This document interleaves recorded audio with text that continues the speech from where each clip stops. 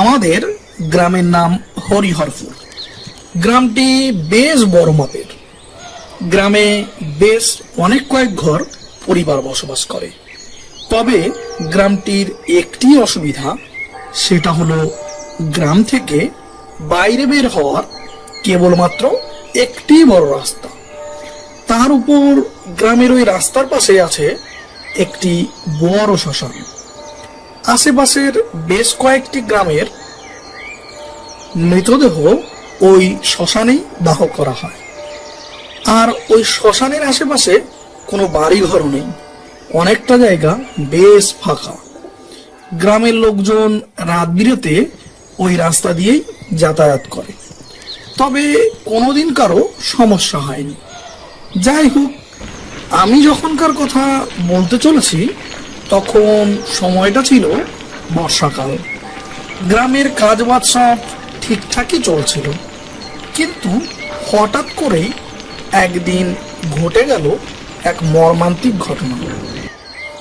তখন সবেমাত্র সকাল হয়েছে, আমি তখনও ঘুম থেকে উঠিনি। এমন সময় কেউ একজন এসে আমার ঘরের দরজায় আওয়াজ করে বলতে থাকে, তপন, ওই তপন, তপন, তাড়াতাড়ি ওঠ, বাইরে আয়, দেখ কি ঘটেছে। তার ডাকাডাকিতে আমার ঘুম ভেঙে যায়।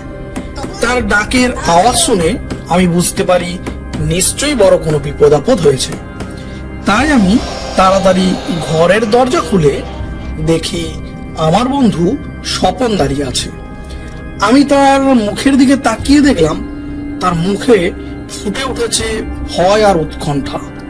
তাই দেখে আমি স্বপনকে বললাম, কি রে স্বপন, কি হয়েছে এত সকাল সকাল? তার উপর তোকে দেখে মনে হচ্ছে কিছু খারাপ কিছু ঘটেছে। হয়েছে মানে অনেক বড় একটা ঘটনা ঘটেছে। শুনলাম ওই শ্মশানের পাশের রাস্তায় একটা মুন্ডু কাটা লাশ পড়ে আছে। বলিস কি? তা লাশটি কার, কিছু জানা গেল কি? আরে না না, মুন্ডুটাই তো পাওয়া যায়নি, আর গ্রামের কেউ তো হারিয়েও যায়নি, তাই বোঝা যাচ্ছে না। তবে লাশটি একটি মহিলা। এ তো বিরাট বড় ভয়ের খবর রে। চল চল চল, তাড়াতাড়ি চল, গিয়ে একবার দেখে আসি। এরপর আমি আর তপন দুজন সেই শ্মশানে গেলাম। সেখানে গিয়ে দেখি প্রচুর লোকজন জড়ো হয়েছে, আর শ্মশানের মুখের কাছে রাস্তার উপর একটি মুন্ডহীন লাশ পড়ে আছে। তার গলার দিকে তাকিয়ে মনে হচ্ছে কেউ যেন তার মুন্ডটি খুবলে ছিঁড়ে নিয়েছে। এরই মধ্যে একটি পুলিশের গাড়ি এসে লাশটিকে তুলে নিয়ে চলে গেল। তবে সেদিন থেকে গ্রামের সবাই ভয় পেয়ে গেল। সন্ধ্যা হলেই যেন গ্রামে নিস্তব্ধতা নেমে আসে, আর একটু রাত হলে গ্রামের কেউ বিশেষ কাজ ছাড়া ওই রাস্তা দিয়ে যেত না। এর মধ্যে ঘটে গেল একটি মর্মান্তিক ঘটনা।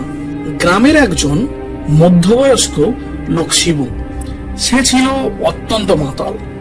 সে একদিন মদ খেয়ে অনেক রাতে ওই রাস্তা দিয়ে বাড়ি ফিরছিল। সে মদ খেতে খেতে বাড়ি ফিরছিল।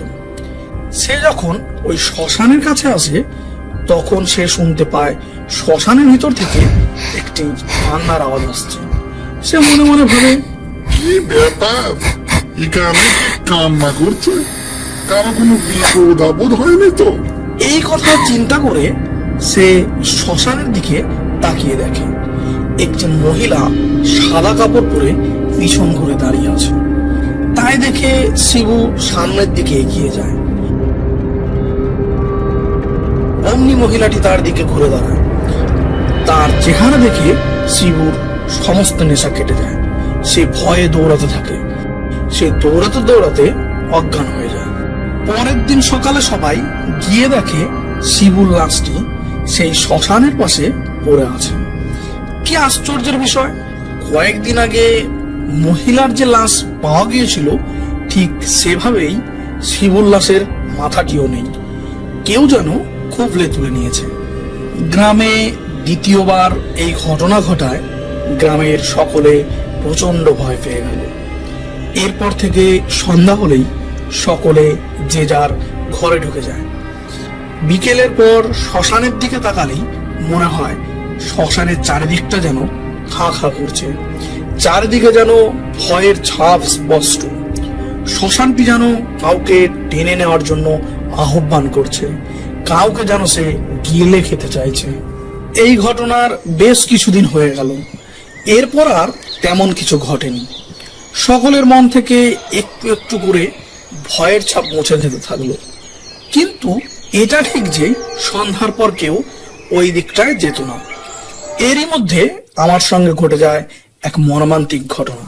সেদিন সারাদিনই বৃষ্টি হচ্ছিল, আকাশে ছিল কালো মেঘে ঢাকা, চারিদিকে যেন দিনের বেলাতেই অন্ধকার হয়ে এসেছে।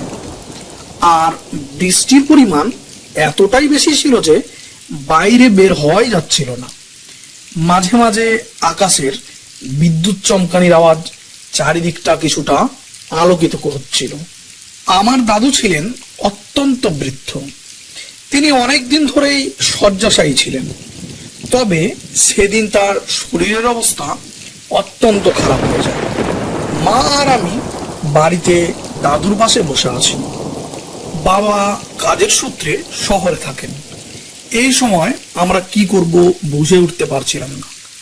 আমি মাকে বললাম, মা, একবার হারান ডাক্তারকে গিয়ে ডেকে আনবো কি?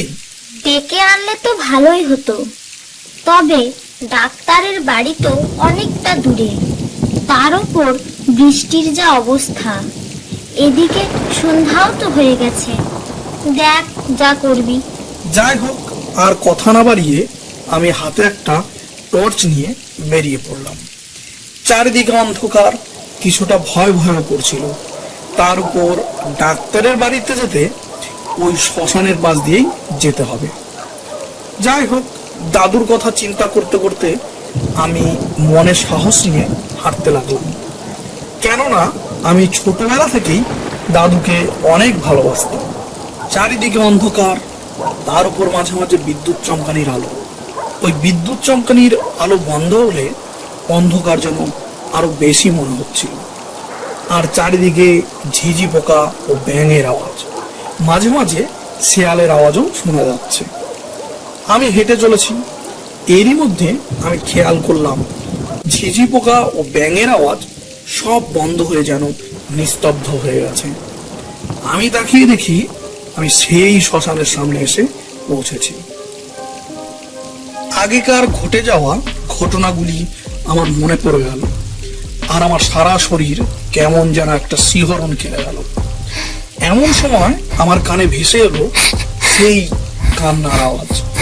আমি চারিদিকে তাকিয়ে দেখলাম কেউ কোথাও নেই, তবে বুঝতে পারলাম আওয়াজটা শ্মশানের ভিতর থেকেই আসছে। তখন আমার কি হলো আমিও বলতে পারবো না। আমি সেই কান্নার আওয়াজ লক্ষ্য করে শ্মশানের ভিতরে এক পা করে যেতে লাগলাম। অমনি দেখলাম শ্মশানের ভিতরে একটি মহিলা সাদা কাপড় পরে দাঁড়িয়ে আছে, আর তার কাছ থেকেই কান্নার আওয়াজ ভেসে আসছে। আমিও তার দিকেই এক পা দু পা করে এগোতে লাগলাম। এমন সময় আমার কাঁধের উপর কারো যেন একটা হাত এসে পড়তেই আমার যেন জ্ঞান ফিরে এলো। আমি পিছন ঘুরে তাকিয়ে দেখি আমার দাদু আমার পিছনে দাঁড়িয়ে আছে। আমি ঘুরতেই দাদু আমাকে বলল, কি রে, এখানে কি করছিস? দাদু দাদু তুমি তুমি এখানে তুমি এখানে কি করে এলে? সে অনেক কথা, তা তুই এখানে কি করছিস? যা, বাড়ি যা, তোর জন্য সবাই বাড়িতে অপেক্ষা করছে। দাদু, এখানে কেউ একজন কান্না করছিল, তাই তো আমি দেখতে যাচ্ছিলাম। ওই, এখানে তো কেউ নেই। যা যা, আগে বাড়ি যা। এরপর আমি সেখান থেকে বাড়ির দিকে হাঁটা দিলাম। চারিদিকে তাকিয়ে দেখলাম মেঘ কেটে গেছে, বৃষ্টিও থেমে গেছে অনেকক্ষণ আগে, আর চারিদিকে জ্যোৎস্নার আলোতে আলোকিত হয়ে আছে। রাস্তাঘাট পরিষ্কার দেখা যাচ্ছে। আমি বাড়ির কাছে গিয়ে দেখলাম বাড়িতে বেশ কয়েকজন লোক জড়ো হয়ে আছে। আমি বাড়িতে গিয়ে দেখি দাদু মারা গেছেন। তখন আমি মনে মনে ভাবি, কিছুক্ষণ আগে আমার সাথে যে সমস্ত ঘটনাগুলি ঘটে গেল, সেগুলি কিভাবে সম্ভব। তবে এটা বুঝতে পারি যে আজ অনেক বড় বিপদের হাত থেকে দাদুই আমাকে রক্ষা করেছেন। আমাদের পিএন টুনস চ্যানেলের আরও অন্যান্য গল্পগুলি দেখতে আমাদের পিএন টুনস কার্টুন চ্যানেলটিকে আপনারা সাবস্ক্রাইব করে রাখুন এবং অল বেল নোটিফিকেশন অন করে রাখুন। এছাড়া আপনারা কি ধরনের গল্প পছন্দ করেন তা আমাদের কমেন্ট বক্সে জানাবেন, আমরা সেই ধরনের গল্প রেডি করে আপনাদের সামনে তুলে ধরব। Thank you.